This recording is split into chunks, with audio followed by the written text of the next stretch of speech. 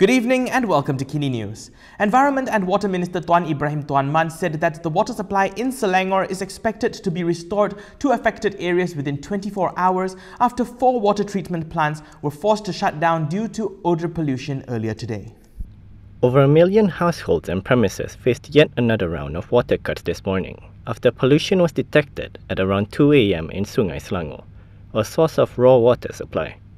In the latest incident, areas within the districts of Kuala Lumpur, Petaling, Klang, Shah Alam, Kuala Selangor, Hulu Selangor, Gombak and Kuala Langat were affected. In a statement this morning, Air Selangor said that it was forced to shut down the Sungai Selangor Phase 1, 2 and 3 as well as Rantau Panjang water treatment plants due to the pollution. At the time of reporting, the 4 water treatment plants have yet to resume operations. However, Environment and Water Minister Tuan Ibrahim told reporters at around 1:30 p.m.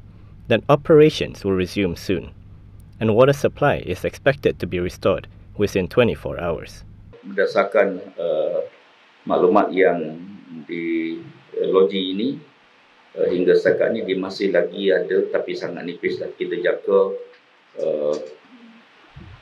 mungkin dalam sejam 2 lagi kita akan mula boleh operasi semula. Ya. Jadi itu maklumat yang terkini. Tuan Ibrahim said the cause of the pollution is still being investigated.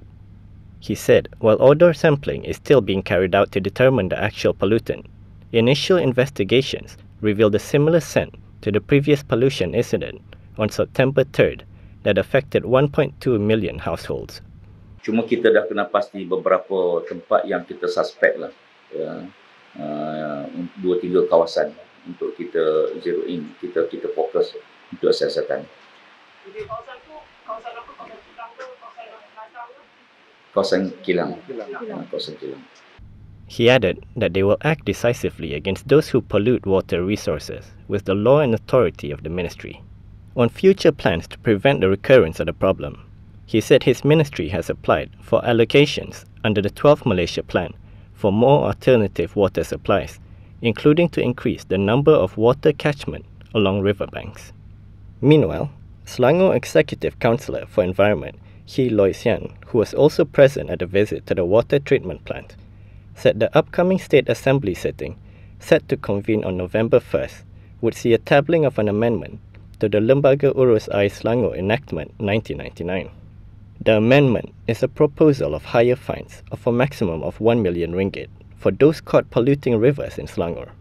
This was on top of introducing a mandatory jail term under the enactment. He added that the state government will also move to offer whistleblowers who provide information on the polluters a reward of 20,000 ringgit. The Health Ministry is currently doing a detailed assessment of the current CMCO in the Klang Valley after criticism said that the conditional MCO does not appear to be effective. Senior Minister Ismail Sabri Yaakob has dismissed the need to implement a blanket enhanced movement control order on the entire Klang Valley for the time being, despite criticisms that the conditional MCO does not appear to be effective. He said the Health Ministry is currently doing a detailed assessment of the situation and urged for patience until the results are out. Kalau PKPD dilaksanakan, bermakna setiap individu tidak boleh keluar daripada rumah masing-masing. Makanan mesti dihantar ke setiap rumah. Yang pertama. Yang kedua, dari segi sektor ekonomi juga ditutup. Peniaga-peniaga tidak dibenarkan berniaga. Apabila saya sebut peniaga, ramai orang kata, oh ini nak melindungi peniaga lah, toke-toke besar. Tidak. Apabila kita sebut peniaga, ada peniaga yang kais pagi makan pagi, kais petang makan petang. Yang terpaksa bergantung hidup dengan jualan harian. Ada yang terpaksa bekerja dengan gaji harian. Tidak ada kerja, tak boleh keluar, sektor ekonomi semua ditutup, bermakna mereka tidak ada pendapatan. Ismail added that it would be easier to control the transmission of COVID-19 if the government were to close everything. But they had to consider not just the economic effect on the country, but also the economic effect on individuals that depend on these sectors. He said this in response to a question on whether there was a need to implement an enhanced MCO on the whole of Klang Valley, as some had said that the conditional MCO was ineffective. He added that they would wait for the assessment from the Health Ministry before making any decisions on implementing the EMCO or tightening SOPs. Now we take a look at the latest COVID-19 situation in Malaysia as we enter the third straight day of over 800 new infections. Malaysia has recorded 865 new cases of COVID-19 in the 24 hours up to noon today. There were 858 local transmissions and 7 imported cases. The 7 imported cases involved 3 Malaysians and 4 non-citizens. 4 of the cases originated from China, and there was 1 each from Australia, the United States and Qatar. Sabah continues to report the highest number of cases, with 643 infections. This was followed by Selangor with 101 and Labuan with 34 cases. Penang reported 26 cases and Perak had 18. 3 new deaths were also recorded in Sabah, bringing the COVID-19 death toll to 190. Health Ministry Director General Dr. Nur Hisham Abdullah said that 99 people are being treated in intensive care units, with 32 of them requiring ventilator support. Barisan National Secretary General Anuar Musa believes that Prime Minister Muhyiddin Yassin should be given time to solve the COVID-19 crisis and polls can be called once cases subside. BN Secretary General Anuar Musa said there was no need to think about a replacement for the Prime Minister at this moment and appealed for Prime Minister Muhyiddin Yassin to be given time to resolve the COVID-19 crisis.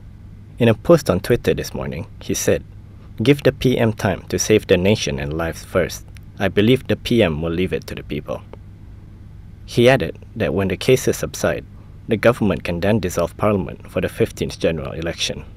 The Federal Territories Minister also pointed out that the US has a large number of COVID-19 cases, and it is heading for a presidential election next month.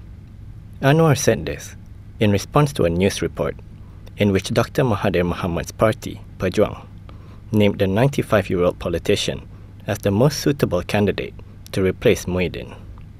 On Saturday, Bersatu Splinter Party Pejuang had nominated Dr. Mahathir Mohamad for a third stint as Prime Minister.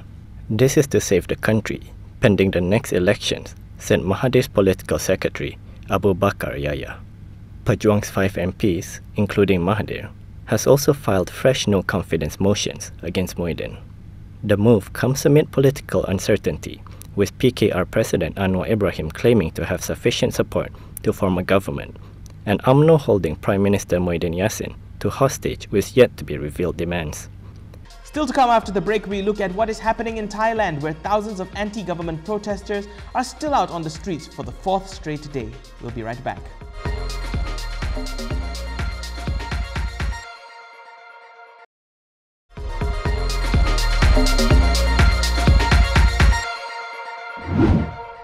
Welcome back.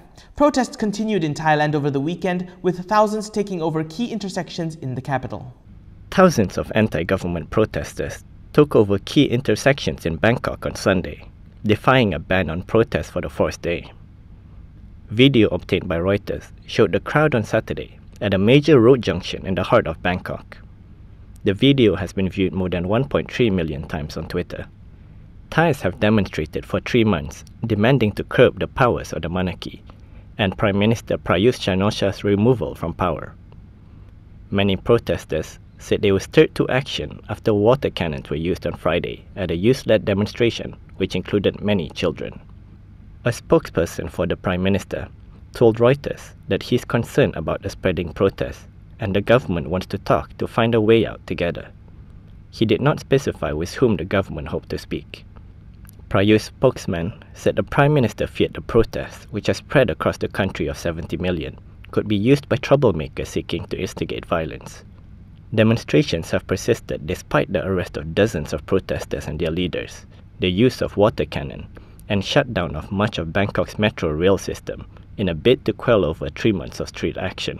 The demonstrations have also become more openly critical of the monarchy, breaking a long-standing taboo demanding curbs to its powers, despite potential jail terms of up to 15 years for anyone insulting the king. The government had banned demonstrations in Bangkok on Thursday. The ruling Labour Party in New Zealand was handed a resounding mandate in the election that took place over the weekend as voters rewarded Prime Minister Jacinda Ardern for her decisive response to COVID-19. Prime Minister Jacinda Ardern delivered the biggest election victory for her centre-left Labour Party in half a century on Saturday, as voters rewarded her for decisive leadership in recent months. The mandate means the 40-year-old could form the first single-party government in decades. We will govern as we campaign positively, with optimism about our future, with a relentless focus on a recovery that brings New Zealanders with us to deliver long-lasting change. Now more than ever is the time to keep going, to keep working, to grab hold of the opportunities that lay in front of us. So let's step forward together. Ka hoake tono tātou. Let's keep moving.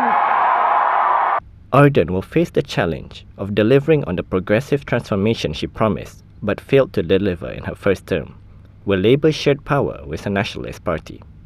The resounding victory is a yes vote for Ardern's progressive democratic governance and for her leadership in crushing COVID-19 in the country, as well as her handling of a massacre of 51 worshippers at 2 Christchurch mosques and a fatal volcano eruption. New Zealand has just 25 deaths and around 1,500 infections of the coronavirus. In the new case, health officials said the infected person was identified early and risk of transmission was contained. Ardern promised supporters she would build an economy that works for everyone, create jobs, train people, protect the environment, and address climate challenges and social inequalities. A largely peaceful demonstration was marred by incidences of violence and looting as tens of thousands gathered in Chile to mark the one-year anniversary of mass protests in 2019. Tens of thousands of Chileans gathered in the central square of Santiago to mark the one-year anniversary of mass protests that left over 30 dead and thousands injured, with peaceful rallies on Sunday, devolving by nightfall into riots and looting. Protesters firebombed 2 churches, looted supermarkets, and clashed with police. More than 15 metro stations were temporarily closed amid the unrest. People had gathered early in the day in demonstrations downtown and in cities throughout Chile that gained size and fervor through the evening. Many held signs and rainbow-colored homemade banners calling for a yes vote next Sunday and a referendum over whether to scrap the country's dictatorship-era constitution, a key demand of the 2019 protest. Interior Minister Victor Perez spoke late in the evening praising the early peaceful rallies while blasting the late-night mayhem. He called on Chileans to settle their differences by voting in the upcoming October 25th constitutional referendum. Police estimated that Sunday's rally in Santiago attracted around 25,000 people by 6 p.m., far smaller than the largest protest of 2019. In the past few days, small-scale demonstrations and isolated incidents of violence have resurfaced in Chile as the capital's 6 million citizens emerge from months of confinement following the COVID-19 pandemic. Most demonstrators on Sunday wore masks, but many could be seen in tight groups, raising concerns about a potential health risk.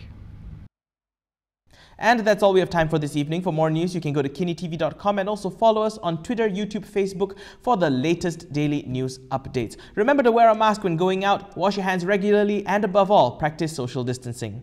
We've got this together. We'll get through this together. I'm Daniel Anthony. Thank you for watching and stay safe, Malaysia.